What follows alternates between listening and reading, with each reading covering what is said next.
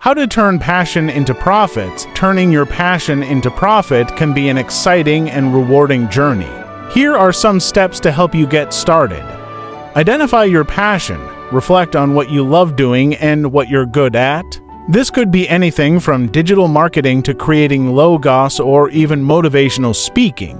Research the market. Understand the demand for your passion. Look at what others are doing in the same field and identify gaps or opportunities.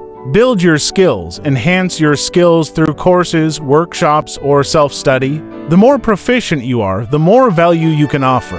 Create a business plan. Outline your goals, target audience, marketing strategies, and financial projections. This will serve as your roadmap. Develop an online presence, create a website, and use social media to showcase your work. Share content that highlights your expertise and engages your audience.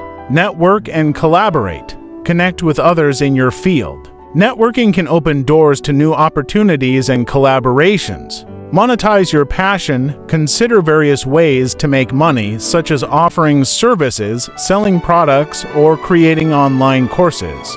For example, if you're into digital marketing, you could offer consulting services or create a course on how to use digital marketing for financial gain. Build a community.